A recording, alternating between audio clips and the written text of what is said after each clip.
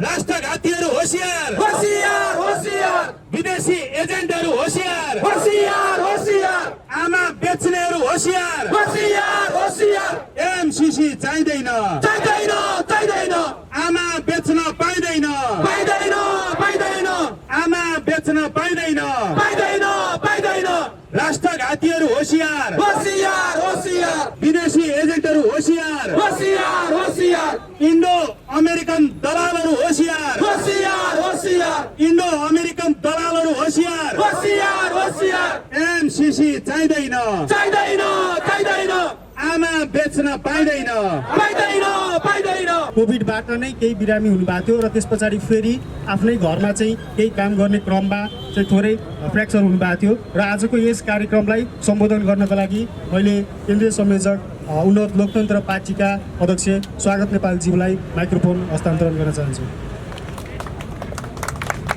धन्यवाद दुर्गाजी। उपस्थित आदरणीय सम्पूर्ण दाजुभाइ तथा दिदीबहिनीहरू, अहिले भर्खरै यही बाटो भएर होली वाइनहरूको एउटा जुलुस गयो। अहिले भर्खरै एउटा होली वाइनहरूको जुलुस गयो यही बाटो भएर, जहाँ अनरास बिउ, जहाँ प्रहरी सङ्घका विद्यार्थी र युवा साथीहरू थिए। साथीहरू, हामीले बसिरहेको ठाउँ यी होली वाइनहरूवालाहरूले हिँडेको सफा गरेर पखालेर बढारेर बसौँ कि यत्तिकै बसौँ? हामीले यो बढारेका छौँ।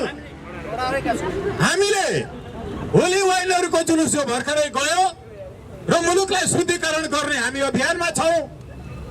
हामी कुरा कहाँबाट सुरु गरौँ? कहाँबाट कुरा सुरु गरौँ? कि महाकाली बेच्ने, मेची बेच्ने एमाले तत्कालीन माले पार्टीको भ्रातृ विद्यार्थी संगठन अनरास बिउका नेताहरूको विगतबाट सुरु गरौँ कि कहाँबाट सुरु गरौँ? नेपाल आमा बेच्ने, साक्षी किनाराका सदर हुने, नेवी सङ्घका युवा भन्ने, तरुण दलका युवा भन्ने, तिनको कलङ्कित इतिहासबाट सुरु गरौँ कि कहाँबाट गरौँ? कुरा कहाँबाट सुरु गरौँ? साथीहरू, राप्रवि सङ्घ भन्ने, राष्ट्रिय प्रजातन्त्र युवक संगठन भन्ने, नेपाल आमालाई बेच्ने, तिनको साक्षी बन्ने, तिनका तलुवा चाट्ने युवा विद्यार्थी संगठनको कुरा गरौँ कि कहाँबाट गरौँ? लाज लागिरहेको छ। अहिले भर्खर यहाँबाट मोटरसाइकलमा जाने होली वाइनको जुलुस देखेर यहाँ म हेरिरहेको थिएँ। मिडियामा हिरो हुनेहरू, देश र जनताका लागि जे पनि गर्न तयार छु भन्नेहरू, ती सेलिब्रिटीहरूको अनुहार खोइ, गगन थापाहरूको अनुहार खोइ, यहाँ माइती गर्न खोइ। नेपाल आमालाई विदेशी बाबु पर्व लगाएर खोज्ने, नेपाल आमा विरुद्ध बलात्कार गर्न लगाउने, त्यसको भिडियो आफै खिच्ने र नेपाल आमालाई विदेशी बाबुले बलात्कार गरिरहेको, पर्व लगाएर खोजेको बाबुले बलात्कार गरिरहेको भिडियो बनाएर पैसा कमाउन खोज्ने गगन थापाहरू खोइ? खोइ साथीहरू, योगेश भट्टराईहरू खोइ? खोइ राजेन्द्र लिङ्गदेनहरू? नेपाल आमाका सपुत हुन् भने नेपाल आमा विरुद्ध विदेशी बाबु पर्व लगाएर खोज्नेहरू, अमेरिकी एजेन्ट बनेर सोझै तलब खाएर नेपाल आमा विरुद्ध सोझै एमसीसी कम्प्याक्टको 6.8 ले all of the staffs and the former staffs of MCC and the staffs of the US government will be immune from all of the tribunals and the courts arising out of this compact भन्यो किन? नेपालमा कुनै पनि मुद्दा अघि कृष्णजीले भन्दै हुनुहुन्थ्यो, यी प्रहरीहरूलाई छातीमा गोली लागेर मर्यो एमसीसी को सुरक्षाकर्मीबाट भने पनि नेपालमा मुद्दा नलाग्ने व्यवस्था जो गरिएको छ यसका विरुद्ध बोल्न पर्दैन भनिरहेका छन्। हामीलाई पैसा चाहिन्छ, हामीलाई पैसा चाहिन्छ, त्यसकारण हामी बोल्न सक्दैनौँ। उनीहरू सोझै सञ्चार माध्यमहरुमा आएर भने हामी यो भनौं कि तिमीलाई तिउन तरकारी खाना चाहिन्छ भने तिम्री आमा बेच, हामी यो भनौं? हामी यो भनौं कि तिम्रा छोरी र चेली बेटीहरू बेच र मिठो मिठो खाना खाऊ, हामी यो भनौँ योगेश भट्टराईहरूलाई, हामी भनौँ गगन थापाहरूलाई, राजेन्द्र लिङ्गदेनहरूलाई, देउबा प्रचण्ड र महन्तहरूलाई, हामी यो भन्न सक्दैनौँ, हामी यो सोच्न सक्दैनौँ। तर नेपाल आमा विरुद्ध जो षड्यन्त्र भइरहेको छ, हामी बताउन चाहन्छौँ। आजको यो केवल विरोध मात्र होइन, तुलनात्मक अध्ययन कहिले विरोध हुँदैन, मीमांसाहरू कहिले पनि विरोध मात्र हुँदैन, तथ्यको प्रस्तुतिकरण विरोध हुँदैन, सत्य सत्य हुन्छ, त्यो विरोध हुँदैन। हामीले देखाइरहेका छौँ, हामीले भनिरहेका छौँ, you have to go through the report that was publicized, televised by Donald Trump in 2017. It clearly mentions that कि इन्डो-पेसिफिक अन्तर्गत हामीले एमसिसीमा रकम पठाइरहेका छौँ। म हेर्न आग्रह गर्छु 2017 को रिपोर्टको पेज नम्बर 4 र 21।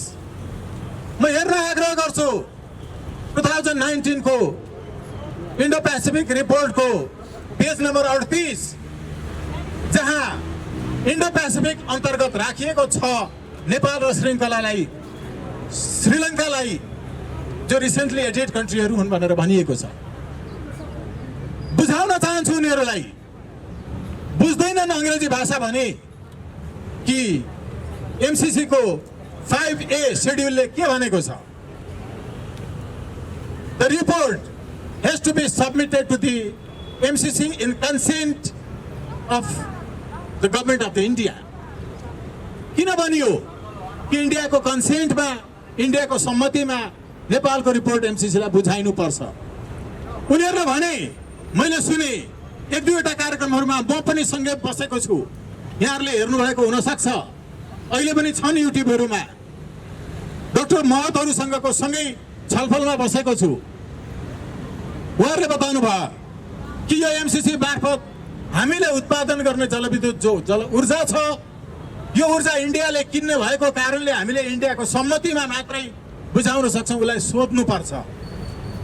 धान फलाउने हामी, कोदो मकै फलाउने हामी, हामीले धान फलाइसकेपछि मेरो धान कतिमा किन्छस् हामीले गएर सोध्नुपर्ने व्यापारीलाई। उसले केवल धानको पिसानी खर्च मात्रै बेहोरेर डबल मूल्यमा चामल बिक्री गर्छ मजदुरहरूलाई, किसानबाट धान किनेर। उत्पादन गर्ने हामी, हामीले कति चास जोत्यौँ, हामीले कति हल गोरु प्रयोग गर्यौँ, हाम्रो कति रगत पसिना र आँसु बग्यो, हामीले कति डल्ले ठोले डल्ले ठाहरू फुटायौँ, हामीले कति पटक बाउसे गर्यौँ, हामीले कति पटक मल्लिडोहरू त्यहाँबाट झारेर, त्यहाँबाट निकालेर गोडेर धानलाई त्यति फल्न सक्ने बनायौँ। हामीले उत्पादन गरेको धानको मूल्य, हामी आफैले यसको परल मूल्य यति भयो भनेर मेरो धानको मूल्य यति हो हामीले कहिले तोक्न पाएनौँ। हामी किसानहरूले कहिले पनि मेरो मकैको मूल्य यति हो भन्न पाएनौँ। हामीले गएर व्यापारीलाई सोध्नु पर्यो कि मेरो धान कतिमा किन्छस्। यो नेपालको परम्परागत बजार प्रणाली, स्वर्णिम वाग्ले भन्ने विदेशी डाक्टरहरू जो अहिले युएन लाइन एजेन्सीमा छन्, जो अहिले डा अगाडि लेख्ने डाकाहरू छन्, यिनीहरूले, यी महतहरूले यो परम्परागत नेपालको कृषि प्रणाली, कृषि बजार प्रणाली, उत्पादन हामीले गरिसकेपछि मूल्य किन्न जो तयार भएको छ व्यापारी, उसलाई सोध्न जानुपर्ने प्रणाली यिनको दिमागबाट हट्न सकेन। त्यसैले यिनीहरू भन्छन् कि हामीले उत्पादन गरिसकेको जलविद्युत इन्डियाले किन्नुपर्ने भएको हुनाले इन्डियासँग सोध्नुपर्छ। यस्तो पुरानो विचार राखेर नयाँ युगका हामी युवाहरूलाई नेतृत्व गर्न सक्छन् यिनीहरूले? नयाँका नाममा आएकाहरू रविन्द्र मिश्रहरू खोइ एमसिसीको विरुद्धमा बोलेको खोइ उनीहरूले, जो पुरातन विचार राखिरहेका छन्, जो युगीन दास युगकालीन मानसिकता बोकिरहेका छन्, उनीहरूले युवाहरूको नेतृत्व गर्न सक्छन्, नयाँ नेपालको नेतृत्व गर्न सक्छन्। राजनीतिलाई विकल्पको रूपमा प्रस्तुत गर्दा मात्रै वैकल्पिक राजनीति हुन्छ? वैकल्पिक राजनीति के हो? वैकल्पिक राजनीति त्यो हो जसले हामीसँग चुनावमा उठेर गएका मान्छेहरूले हामीसँग करार गरेर तपाईको भोट हामीलाई दिनुस्, हामी तपाईलाई यो काम गर्छौं भनेर घोषणा पत्रमा लेखेर दिए, हाम्रो भोट लिइसके तर गर्छु भनेको काम गरेनन्। उनीहरूसँग हाम्रो भोट फिर्ता माग्न पाउनुपर्छ। यो राइट टु रिकल हो। उनीहरूलाई पदबाट फिर्ता बोलाउन पाउनुपर्छ। यो राइट टु रिकल हो। राइट टु रिकल जोसँग छैन, सिद्धान्तमा, विचारमा, निष्ठामा, विश्वासमा, उनीहरू वैकल्पिक हुन सक्दैनन्। हामीले हाम्रा उम्मेदवार भनेका निर्वाचनमा जित्ने मान्छेहरू जो गुण्डा फटा बलात्कारीहरू हुन्, पार्टीले खोजी खोजी गुण्डा फटा बलात्कारीहरूलाई मात्रै उम्मेदवार बनाउँछ। नेपालमा कुनै एउटा त्यस्तो पार्टी छैन जसले गुण्डा फटालाई उम्मेदवार नबनाएको होस्। यस्ता गुण्डा फटाहरूलाई उम्मेदवार बनाउँदा उम्मेदवारलाई नै बहिष्कार गर्न पाउने अधिकार, राइट टु रिजेक्ट, आजभन्दा 11 वर्ष अगाडि सर्वोच्च अदालतमा रिट दायर गरेर निर्देशनात्मक आदेश गराएको वकिल 3 जनाहरू मध्ये म स्वयं पनि एउटा हुँ।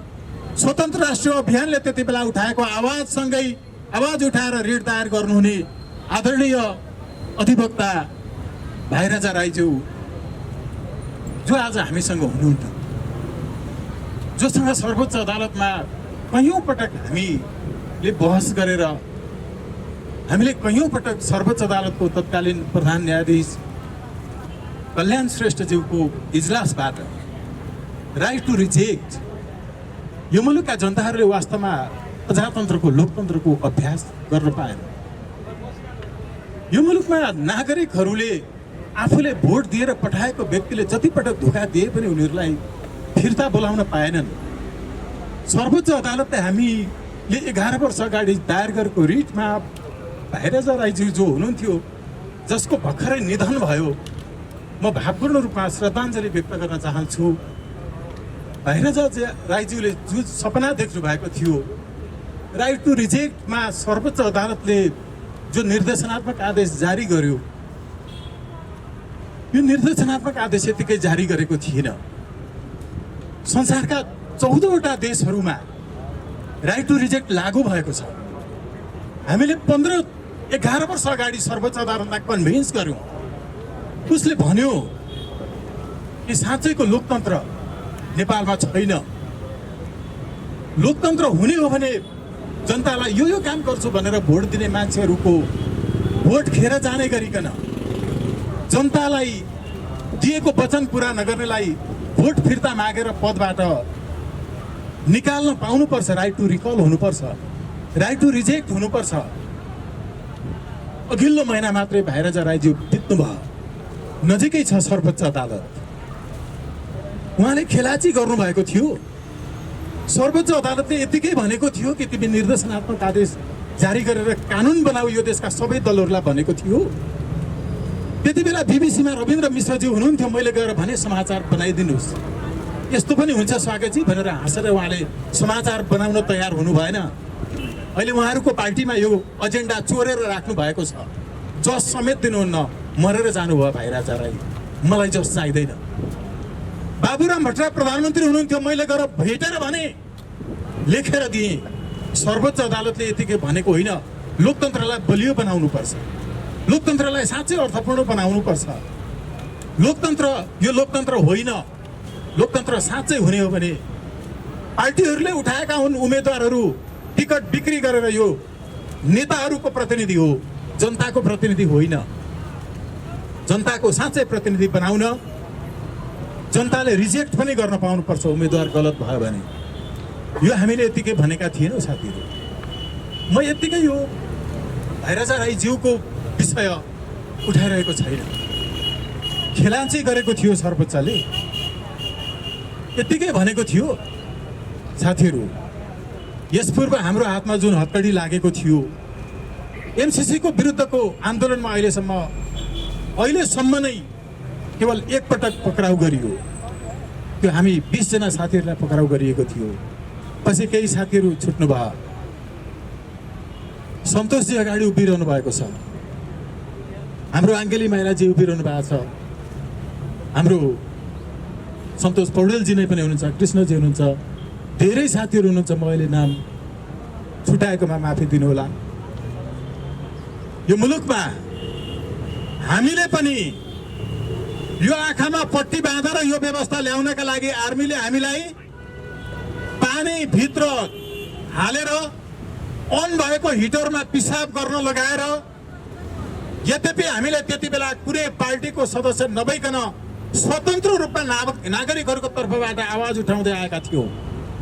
हामीलाई आर्मीले लगेर चाहिँ म सँगसँगै पूर्णविराम कविजी हुनुहुन्छ, नवीन विभास पत्रकार हुनुहुन्छ, एकै चरणमा सँगसँगै लगेर जसरी थुनेको थियो यो व्यवस्था, यति घिनलाग्दो व्यवस्था, विदेशीहरूलाई नेपाल आमाको छातीमाथि परेड खेल्न छुट दिने व्यवस्था यो ल्याउनका लागि थिएन। सर्वोच्च अदालत अगाडिको यो माइती घर मण्डलामा हामी यो संकल्पका साथ कयौं वर्षदेखि उभिरहेका छौँ। यो देशमा राइट टु रिकल लागू हुन्छ हुन्छ हुन्छ, राइट टु रिजेक्ट लागू कुनै पनि हालतमा भएर छोड्छ।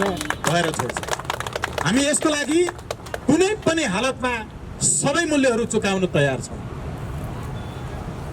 मकैको बोट 3 महिनामा अर्को जेनेरेसन एउटा घोगो फलाएर मर्छ। सालको बोट 3 वर्षमा कत्रो हुन्छ? हामी सालको बोटहरू 11 वर्षको बिचमा हामी गुणात्मक हिसाबले यो विचारलाई, उन्नत लोकतन्त्रको विचारलाई, प्रत्यक्ष प्रजातन्त्रको विचारलाई बीजारोपण गर्दै यहाँसम्म आइपुगेका छौँ। साथीहरू, म विनम्रतापूर्वक आग्रह गर्छु एउटा कुरा अन्त्यमा, कि जर्मनीमा जन्मिएको मार्क्सको नाममा खुलेको पार्टी मार्क्सवादी नामैले नेपालवादी हुन्छ कि हुँदैन? रसियामा जन्मिएको लेनिनको नाममा खुलेको लेनिनवादी नेपालवादी हो कि होइन? अनि चाइनामा जन्मिएको माओको नाममा खुलेको पार्टी माओवादी नामैले नेपालवादी हो कि होइन? नेपालको वाद हो कि होइन?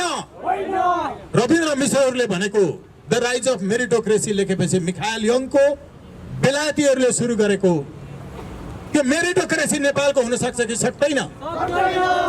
मेरिटोक्रेसी राष्ट्राध्यक्ष हुन जो राष्ट्राध्यक्ष छ उसैको जेठो छोरा भएपछि मात्रै मेरिट हुन्छ। यथास्थितिवादी हामीले विरोध गरेका होइनौँ, हामीले तुलना गरेर तथ्य देखाएका हौँ, हामीले सत्य पर्गेलेका हौँ।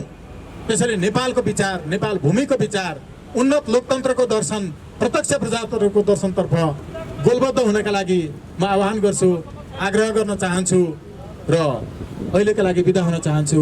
धन्यवाद सबैमा प्रणाम। समाजको आवाज.com